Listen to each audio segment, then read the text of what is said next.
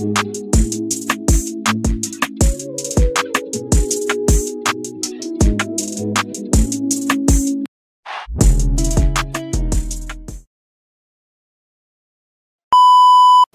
teman-teman semua, kembali lagi bersama gue Rasya di channel OA515 dan masih bersama bapak gue juga, dan kita kembali lagi di segmen OA Cinema yang ngebahas tentang film-film atau seri-series yang kita ikutin gitu. Jadi gue mau ngebahas satu film yang kebetulan gue suka, bokap juga suka gitu kan. Jadi filmnya film apa itu, Pak? Ini kebetulan filmnya adalah film yang berkisah tentang satu Grup lawak. perjalanan grup lawak, yaitu Sri Mulat. Sri Mulat. Dia ada 2 babak ya. 2 babak. Dia ada yang 2 pertama film. itu judulnya Hil Yang Mustahil.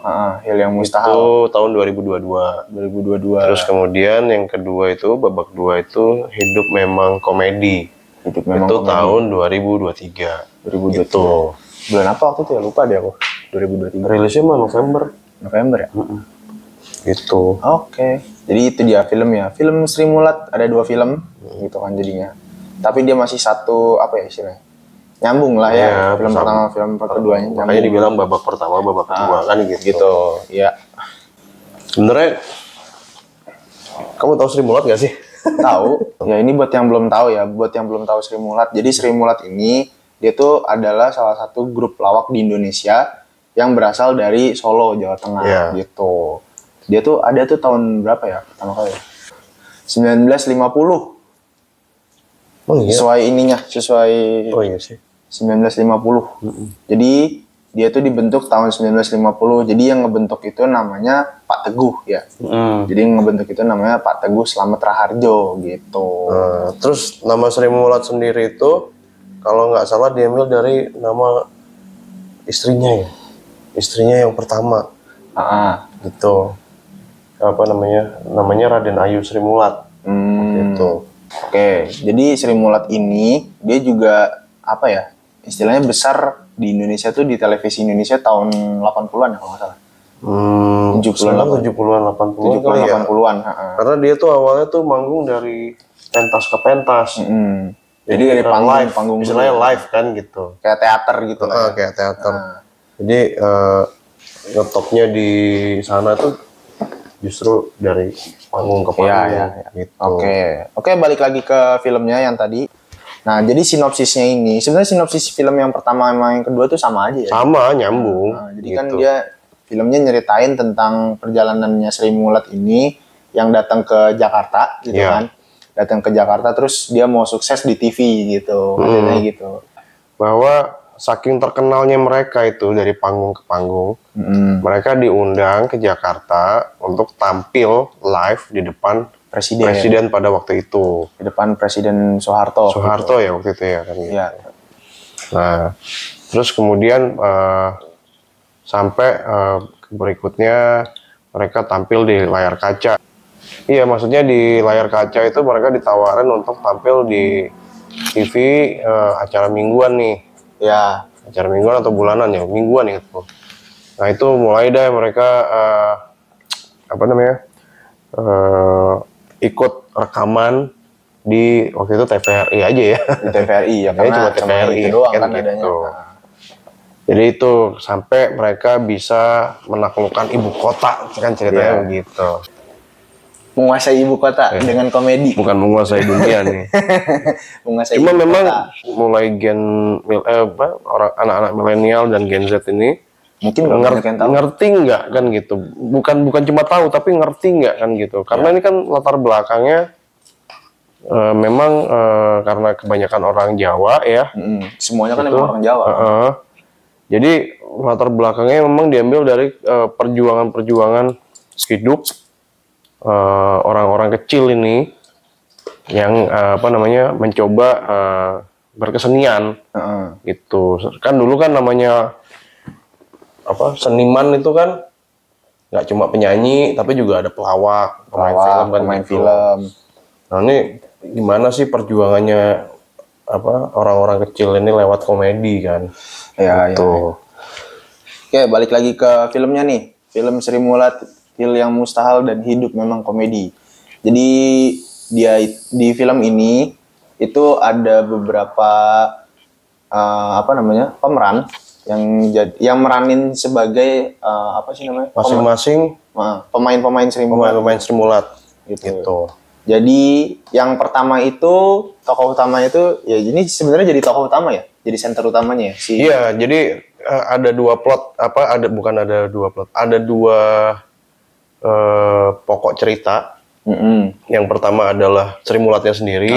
Yang kedua itu ada bagaimana salah satu tokohnya yang terkenal juga namanya Freddy Gepeng. Atau Aris kalau aslinya kan gitu, atau lebih dikenalnya Mas Gepeng. Mas Gepeng itu mencoba ikut dalam Sri Mulat dan ikut ke ibu kota kan gitu, dengan berbagai macam permasalahan di ibu kota kan gitu. Iya, benar. Yang dibungkus dengan komedi. Benar gitu. Jadi pemeran pertama dari filmnya Sri Mulat ini yaitu ada Juan Biowan. Dia tuh meranin sebagai Mas Gepeng. Terus yang kedua ada Rifnu, itu jadi Asmuni. Pak Asmuni. Terus Ibnu Jamil nih. Ibnu Jamil. Pasti banyak lah yang tahu. Pasti tahu lah. Itu jadi Tarsan. Nah, jadi Tarsan. Terus kemudian ada lagi tuh yang jadi Pak Teguhnya sendiri itu namanya Rukman Rosadi, itu aktor senior juga tuh. Terus Erika Karlina. Ada Erika Karlina itu sebagai Juju. Juju itu adalah istri keduanya Pak Teguh. Ya, kan gitu. Yang diikutkan juga di Sri Mulat, kan gitu. Betul. Dia main juga di Sri Mulat ya. Terus kemudian ada Dimas Anggara. Jadi biasanya tuh Dimas Anggara tuh kan main di film-film drama gitu kan, drama-drama romance. Sekarang main sebagai Mas Timbul gitu. Terus kemudian sekarang main jadi Mas Timbul, main film komedi. Siapa lagi ya dia? Habis itu ada siapa tuh yang jadi Basuki? Ini namanya kalau di sini sih Elang L Gibran. Elang L Gibran. Terus habis itu yang ke-8 ada Zulfa Maharani, dia meranin sebagai Nunung.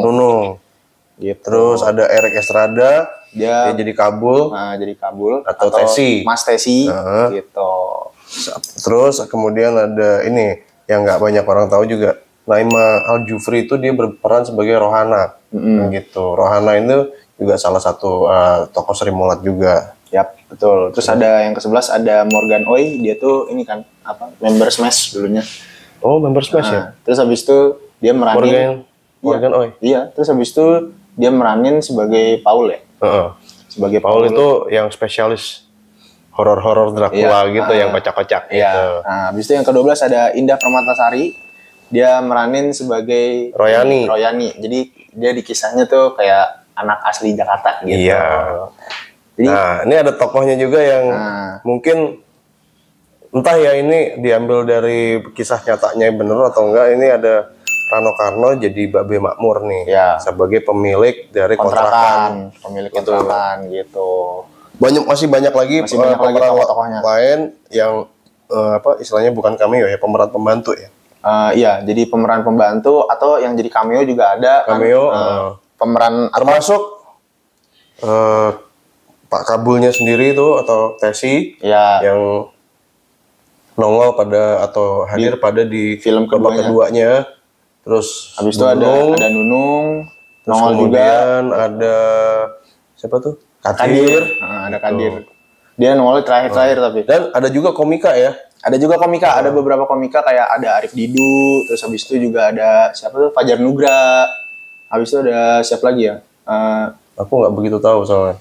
Ada David Nurbianto. Dia tadi sebagai yang ngarah-ngarahin pas di TV tadi. Iya. Gitu. Oke. Jadi banyak ada komedian. Sebetulnya kalau dari sisi pemain pemilihannya sih menurut saya banyak lah ya yang pemain-pemain terkenal itu, aktor-aktor terkenal. Aktor-aktor yang bagus-bagus gitu. Nah, sekarang kita masuk ke reviewnya. Jadi yang pertama ini, poin pertama itu acting para aktor-aktor atau artis-artisnya ini meranin sebagai tokoh-tokoh di film Sri Mulat. Nah, menurut Bapak gimana? Jadi acting-actingnya para pemain-pemain ini? Jadi secara keseluruhan, karena dari beberapa tayangan ya yang saya lihat, yang saya tonton gitu, itu memang dari ceritanya kan mereka memang diharuskan atau harus menyelami itu pribadinya masing-masing tokoh Sri Mulat kan gitu. Sehingga peran mereka di dalam film Sri Mulat ini memang dapat istilahnya gitu. Dapat. Gitu. Iya sih, dapat sih. Dan menurut saya ini pemain-pemain ini sangat-sangat berkomitmen dan sangat-sangat baik lah dalam menghayati peran itu sangat-sangat baik gitu. Karena seperti contohnya aja ya, Biowan itu meranin jadi Mas Gepeng. Kan berperan jadi Mas Gepeng. Gepeng kan gitu. Gepeng itu kan kurus. Iya. Kurus, terus botak lagi kan gitu ya, dengan cukurannya yang kayak gitu. Dia menghayati tuh sampai rela ngurusin badannya, gitu, botakin rambutnya gitu. Jadi kayaknya totalitas banget gitu. Aktingnya semuanya, nggak cuma Biowan, termasuk yang nggak bisa bahasa Jawa, itu juga istilahnya meskipun logatnya juga kita tahu lah gitu tapi itu sudah pas lah, sudah kena lah bahwa mereka tuh benar-benar dari Jawa kalau di film gitu. Kalau menurut kamu apa? Kalau menurutku ya dari segi acting pemain ini menurutku udah bagus lah, lumayan totalitas juga. Yang termasuk tadi yang Bapak bilang si Biowan jadi Mas Gepeng itu juga menurutku totalitas sih emang sih. Dia aku nggak tahu ya latarnya Biowan ini dia orang Jawa atau bukan gitu kan. Mungkin bukan atau mungkin juga iya gitu kan. Tapi kalau misalkan memang bukan, dia menurutku fasih banget sih bahasa Jawanya sih. Itu bagus. Satu. Terus pembawaannya sebagai Gepeng itu juga dapat. Masuk banget tuh. Nih, untuk anak-anak sekarang atau anak-anak milenial, anak-anak Gen Z, bisa lah di browsing Gepeng itu dulu kayak apa sih? Iya. Gitu. Tapi mungkin nggak banyak ya karena dia kan almarhum meninggal muda kan gitu. Sehingga nggak banyak footage yang bisa didapat selain dari cerita-cerita orang terdekat. Biasanya sih begitu. Tapi kalau mau menggali pasti ketemu deh. Yang Gepeng itu kayak apa sih gitu. Karena mereka kan juga bukan live, maksudnya dari panggung ke panggung, terus kemudian masuk ke layar kaca di TV, tapi mereka juga punya kaset yang masih pakai pita itu bisa dari suaranya, terus dari jokesnya kan gitu kan. Kalau di layar kaca atau di TV itu dari penampilannya yang kebanyakan tuh sebagai, kalau sekarang bilangnya ART, kalau dulu pembantu nih kan gitu. Sininya ada lap-lapnya gitu kan gitu. Itu dapat banget gitu.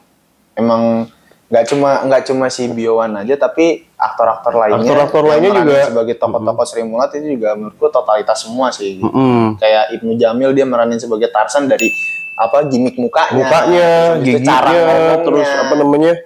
Cara ngomongnya bener, gaya jalan, itu semuanya dilakuin totalitas menurut gua. Sehingga hampir mirip dengan yang aslinya. Tokoh Sri Mulat yang aslinya nih kan gitu ya. Terus juga si siapa tadi? Erik Estrada yang meranin sebagai Mas Tesi. Itu dia juga waktu ada beberapa scene yang emang Mas Tesi kan karakternya dikenal sebagai bencong kan gitu kan. Terus habis itu kemayu. Terus habis itu si aktornya ini, si Erik Estrada ini, dia meranin sebagai Tesi juga masuk sih gitu kan. Dari cara ngomongnya, cara berlagak ininya sebagai bencongnya gimana, itu juga masuk, bagus emang. Jadi memang ini kemasan ceritanya, terus pendalaman karakternya ini menurut aku nih dapat bagus. Gitu. Poin plus untuk acting para aktor-aktornya. Oke, sekarang kita masuk ke poin kedua, yaitu plot cerita dari film Sri Mulatnya sendiri. Menurut Bapak gimana plot cerita dari film-filmnya atau filmnya Sri Mulat yang 1 ke 2? Menurut aku nih, karena ini sebagai penggambaran dari perjalanan hidupnya Sri Mulat ya. Mungkin sebagian besar 80% tuh mungkin memang benar terjadi di kehidupan nyatanya mereka, kan gitu. Karena kan sumbernya juga masih ada, gitu ya. Dari beberapa orang yang masih ada sekarang itu mungkin ya 80% lah plot cerita itu hampir-hampir mirip lah. Ya. Kan gitu. Berarti emang mengambil dari kisah nyata gitu.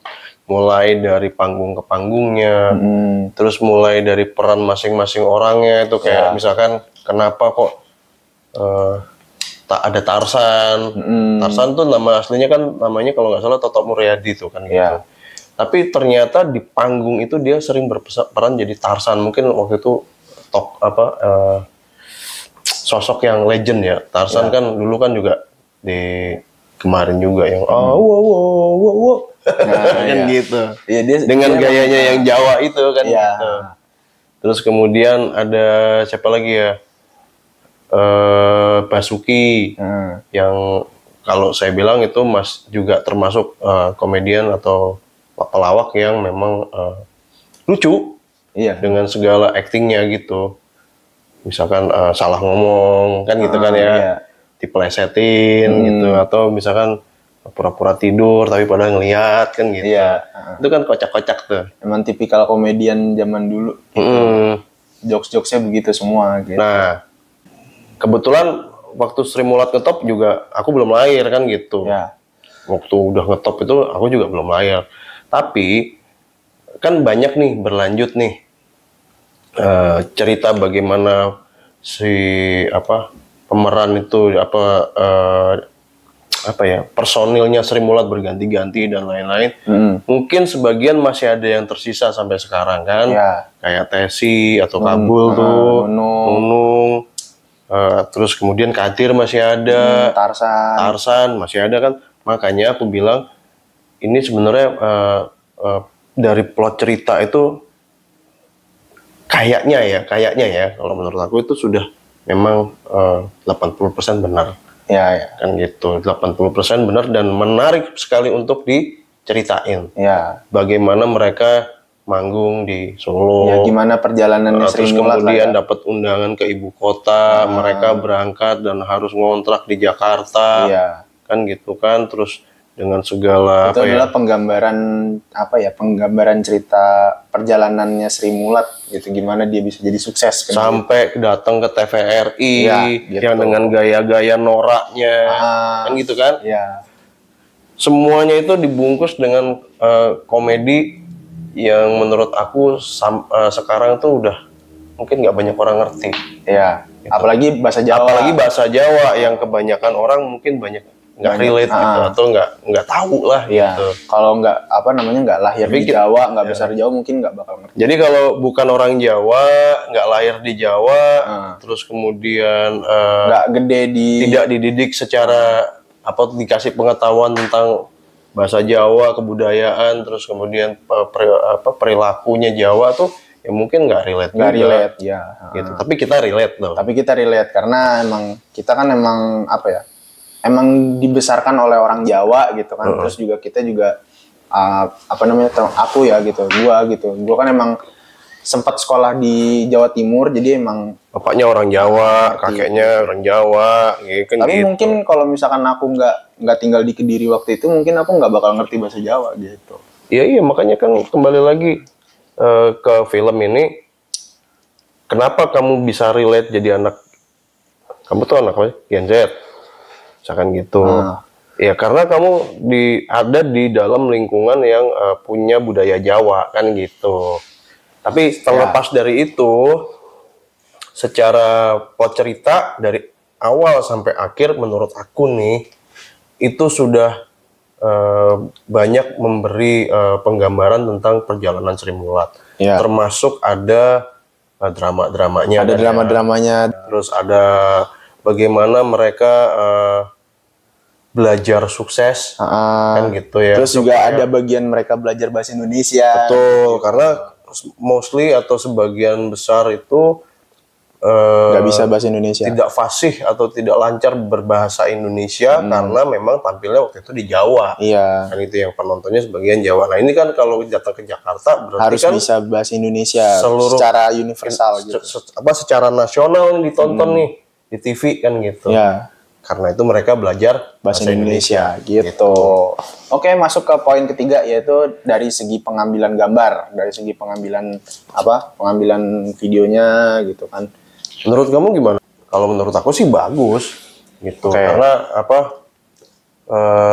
Dari scene demi scene itu, cerita demi cerita itu menurut aku pas-pas aja gitu. Oke. Kalau mereka manggung, berangkat, naik mobil, terus kemudian dikontrakan, Ya. terus kemudian lagi ke TVRI, menurut aku bagus-bagus aja. Kalau menurut kamu gimana? Kalau menurutku dari segi pengambilan gambar ini ada beberapa kekurangan. Jadi apa ya? Ada plus minus lah gitu. Tetap ada plus minus. Jadi apa ya? Kalau menurutku dari segi pengambilan gambar itu entah ini mungkin ada diskusi di balik layarnya ya dari sutradara sama DOP sama direktur fotografinya.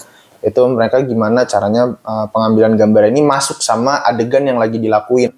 Dengan satu teknik pengambilan gambar yang still kamera doang, dari situnya aja udah bikin penonton ngerasa wah apa nih selanjutnya. Jadi gimana caranya sutradara ini mengarahkan DOP buat pengambilan gambarnya ini gimana nih, istilahnya apa ya, bridging buat menuju jump scare gitu. Kalau ini enggak, ini kan kalau karena ini komedi jadi kita nyebutnya punchline gitu kan. Nah ini juga bagus menurutku. Jadi dia tekniknya itu ngambilnya cuma still kamera aja gitu kan, kameranya diem gitu kan, terus ngarahin ke TV yang nyala sendiri mati sendiri gitu kan, terus tiba-tiba wah lanjutannya apa nih gitu kan, ternyata lanjutannya Mas Gepeng lagi nyabut-nyabutin kabel gitu kan.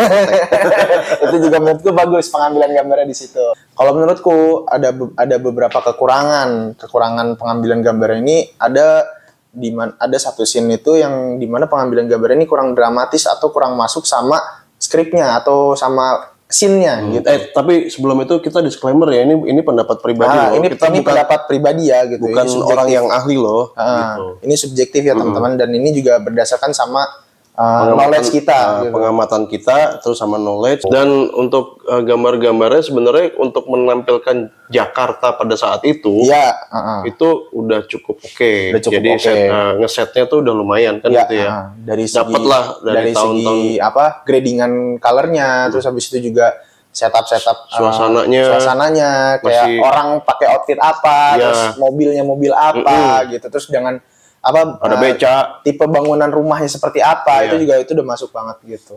Ya meskipun nggak perfect lah, tidak perfect tapi udah oke lah. Misalkan masih ada sumur tapi juga ada pompa. Iya, gitu. Oke, kita masuk ke poin nomor 4 yaitu pacing ceritanya. Kalau menurutku pacing ceritanya ini kadang dibuat cepat, kadang dibuat lambat. Aku gimana, maksudnya gimana? Contohnya kayak yang di film pertama. Itu kan ada yang scene tiba-tiba bersambung terus lanjut ke film kedua kan gitu kan. Di film pertama kan gitu. Nah itu menurutku di film pertamanya itu kayak agak nanggung gitu loh. Endingnya kayak agak nanggung terus harus lanjut ke film yang kedua gitu kan. Sementara di film keduanya diulang lagi gitu. Story-nya kebanyakan ya? Diringkas. Kayaknya hampir setengah jam deh. Gitu. Mungkin itu ada tujuannya juga sih. Mungkin itu ada tujuannya gitu. Siapa tahu yang pertama nggak sempat nonton, gitu ya. Jadi kan nggak tahu the whole story-nya kan nggak tahu jadinya. Nggak tahu secara lengkap. Jadi sebenarnya inti ceritanya kalau aku nih ngelihat untuk yang pertama yang Hil yang Mustahil tuh sebenarnya plot ceritanya tuh udah rapih nih ya. Diulang lagi di film yang kedua. Dipotong-potong gitu ya, dipotong-potong sehingga mungkin masih bisa dinikmatin juga sama orang-orang yang belum nonton film pertama gitu. Cuma ya menurut aku kelamaan aja gitu. Terus kan itu durasi film yang kedua itu kalau nggak salah sekitar 1 jam 45 menit. Masa 45 menitnya babak pertama? 45 menurut gua 45 menit untuk nyeritain lagi di film yang pertama itu agak buang-buang scene. Bukan agak buang-buang scene tapi agak buang-buang screen time. Agak buang-buang screen time. Jadi menurut gue ya udahlah fokus aja di kelanjutannya itu. Menurut gue gitu. Atau mungkin ya memang sebenarnya filmnya pendek sih, cuma 1 jam. Mungkin buat nambah-nambahin durasi gitu kan. Menurut aku sih sebenarnya nonton 1 jam itu udah cukup. 1,5 jam, 1 jam tuh udah cukup. Cukup. Mungkin ada di bagian-bagian yang dipotong juga kita kan behind the scene-nya kita nggak tahu. Gitu. Kita masuk ke poin nomor 5, kita ngebahas ending dari film Sri Mulat ini. Berarti kalau ngebahas ending berarti di film yang kedua. Iya. Di film yang kedua, endingnya ini dia berhasil main di layar kaca, kan? Berhasil main di layar kaca walaupun awal-awalnya emang perlu diarahin dulu, ada ditunjukin kalau mereka perlu diarahin ini kayak misalkan ini ada marking di sini dia nggak boleh kelewatan. Ini kan hal baru ya pada waktu itu, sehingga mereka harus menyesuaikan gimana sih caranya rekaman di TV kan gitu. Tapi bagusnya itu waktu pas lagi briefing kayak gitu tetap ada ngelucunya, tetap ada punchline-nya, itu bagusnya di situ. Apa ya? Tetap ada lucunya gitu. Kayak ada keselnya, ada nangisnya kan gitu. Ada sebelnya nih dasar orang kampung kan gitu kan. Gimana mau ini menaklukkan ibu kota sukses gitu kan gitu. Tapi tetap bagus endingnya mereka main di layar kaca terus abis itu ditonton juga sama Presiden Pak Harto kan gitu kan. Bagusnya tuh sebenarnya kalau menurut aku di endingnya di babak kedua itu kan meskipun ini sebenarnya hanya sebagian kecil ya dari perjalanan Sri Mulat nih ya kan gitu, tapi endingnya itu menurut aku selain lucu juga ada sisi edukasinya nih kan gitu.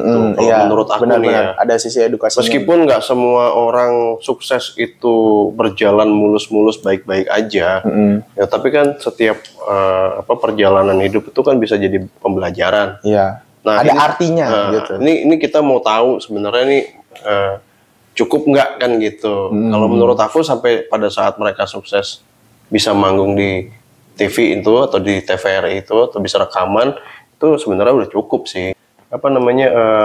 Tokoh-tokoh Sri Mulatnya juga banyak pengaruhnya ke orang-orang lain untuk bisa menjadi seorang pelawak atau komedian pada waktu itu. Meskipun tidak semuanya bisa sukses secara materi. Banyak juga yang berpendapat bahwa kesenangan atau kesuksesan itu tidak diukur dari materi. Gitu. Bisa senangnya dari rasa puas karena bisa menghibur orang ada. Gitu. Itu masing-masing tokoh Sri Mulat punya pandangan yang beda-beda pastinya. Oke, kita langsung masuk aja ke poin terakhir, yaitu kita rating berapa untuk film ini dua-duanya? Kalau saya untuk film komedi, karena saya orang Jawa, sebagian besar ngerti dialog pembicaraannya, gaya komedinya juga yang banyak fisik, banyak ini juga saya nggak terlalu bermasalah dengan itu. Biasa aja sebagai orang Jawa, menurut saya tuh bisa dapat rating harusnya 8,5. 8,5. Bagus, termasuk bagus ya. Ini dua-duanya film. Dua-duanya. Kalau kamu gimana? Kalau dari aku mungkin dari segi overall, dari dialognya, terus actingnya, terus juga pengambilan gambar, terus plot ceritanya. Itu menurutku untuk film yang pertama aku kasih rating 7 karena tadi ada kelemahan tadi. Untuk film yang kedua aku kasih nilai 8,5. 8,5. Masih oke lah. Untuk overall. Untuk anak-anak seusia Rasian nih gitu, menyukai Sri Mulat itu jarang loh. Jarang. Gitu. Jarang. Tapi mungkin kalau di daerah ya ada lah. Ada beberapa yang tahu. Yang orang tuanya tahu gitu ya. Bayangkan ya, Sri Mulat itu dengan mungkin udah 100 orang lebih kali ya yang bergabung ya dulu. Itu banyak emang. Banyak yang keluar masuk sih gitu. Tapi banyak banget gitu. Ada yang namanya siapa ya? Yang kamu mungkin nggak tahu tuh namanya Bambang Tolet. Terus ada siapa lagi ya? Nur Buat tuh suaminya Rohana kan gitu. Terus ada Mami. Mami itu kalau nggak salah dia saudaranya di Kempot kan. Gitu. Terus ada Doyok ya. Doyok gitu. Banyak lah anggota-anggota Sri Mulat yang lainnya. Termasuk anaknya Gepeng. Oh iya, kan gitu. Yang ada juga cameo. Ada juga, dia jadi cameo jadi tukang cukur gitu. Iya. Tukul juga sempat ya? Sempat. Ya gitu. Gitulah. Oke, mungkin segitu aja ya buat bahas film. Kayaknya sementara saat ini sejauh ini itu yang bisa kita bahas. Yang bisa kita bahas. Terus kemudian tonton aja filmnya. Tonton aja filmnya Sri Mulat. Sri Mulat itu yang babak pertama, babak kedua. Sambil kita coba menghargai perjalanannya satu grup besar nih di Indonesia nih kan gitu. Udah, mungkin itu aja untuk video kali ini. Stay tune terus di channel OA515. Jangan lupa like, comment, share, dan jangan lupa subscribe teman-teman. Itu yang paling penting. Thank you. Thank you teman-teman.